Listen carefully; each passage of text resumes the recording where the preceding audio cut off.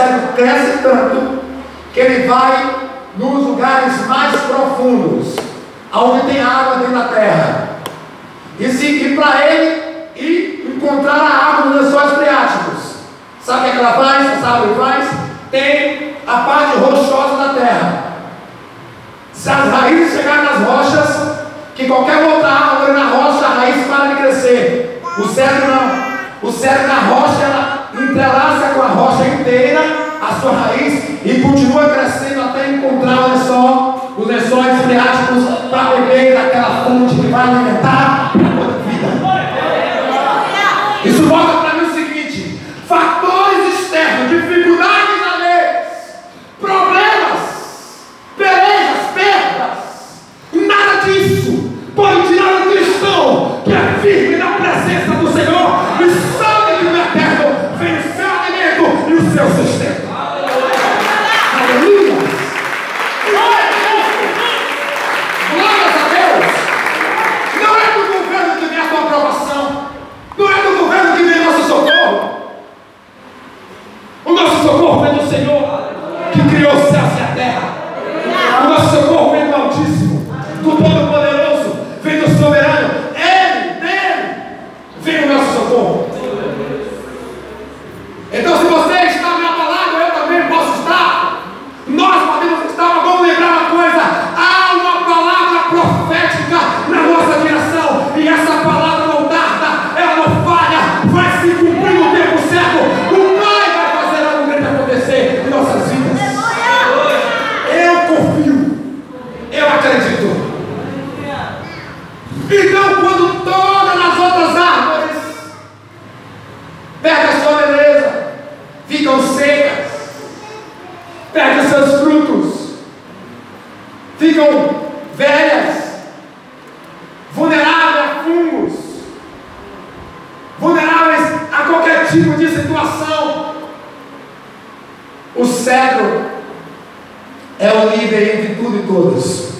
O cedro é aquela árvore que mantém uma sombra gigantesca no meio de uma floresta inteira, esquisita a floresta em sua volta. Todo mundo vai ver a beleza do cedro, mas aquela beleza que ele tem hoje ali, e muitos admiram, é a beleza que muitos desprezaram. Muitos desprezou o teu crescimento, mas ainda vou parar para admirar a beleza da tua profundidade do céu, da tua raiz. Muitos vão parar para dar valor, entender, buscar o seu respeito e a unção que Deus deu a nossa história, a nossa vida. Pode crer nisso, e isso é evidência para nós. Agora, não te preocupes, é por isso que crescer dói. Crescer é difícil, pastor, eu estou passando por dificuldade, eu também passo por luta, é porque você está crescendo, você está rompendo, você está indo, para você vai chegar. A palavra é: não desista. Não desista de ser fiel ao teu Deus. Seja fiel ao teu Deus, porque você será com essa árvore plantada junto ao ribeiro. A árvore plantada junto ao ribeiro. E não receia quando vem o calor, mas a sua folha fica verde. E no ano de sequidão não se preocupa, nem deixa de dar fruto. Isso é muito sério. É muito fácil você frutificar. É muito fácil você e eu, nós frutificar, ou apresentar nossos frutos, ou querer mostrar nossos frutos, quando estamos vivendo só em tempo de conquista. Mas ninguém conquista para toda a vida. O povo estava escravo no Egito 400 anos. Quantos anos? 400 anos no Egito escravo. Era o povo, era uma promessa. A descendência de Abraão, todo mundo no Egito escravo.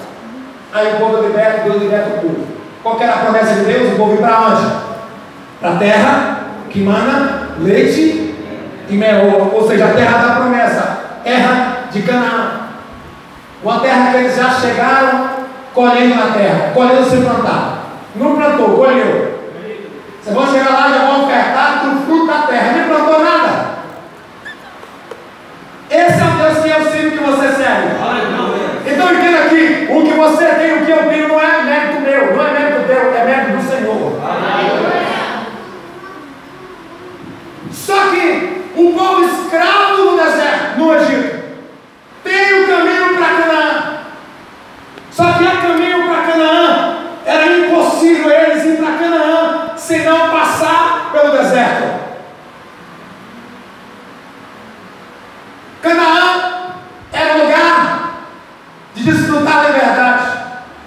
E o Egito foi o lugar do cativeiro, o lugar do sofrimento, o lugar da dor, do esquecimento, das perdas, da angústia. Esse foi o lugar representando para o povo de Deus o Egito. Só que eles foram livres de uma para outra, mas eles esqueceram ou não sabia que para que eles entrassem na terra de Canaã precisava passar pelo deserto. Eu quero anunciar algo para você hoje, que entre o teu cativeiro e Canaã tem um deserto. O deserto que você está passando, o deserto que você está enfrentando, a dificuldade que você vem vivendo, esse deserto é porque você está a caminho do teu milagre. Porque entre o meu milagre, o teu milagre, tem um deserto. Entre o meu milagre e o nosso cativeiro, tem um deserto para eu, para você, para nós passar. De maneira nenhuma podemos fugir dele, mas não esquenta não, porque o teu milagre vai chegar. Vai chegar. Vai chegar. Pode crer. Não queira fugir do deserto. Não há como. Se você fugir do deserto, você vai morrer no próprio deserto. Porque todos que foram chamados para desfrutar milagres passam por deserto. Mas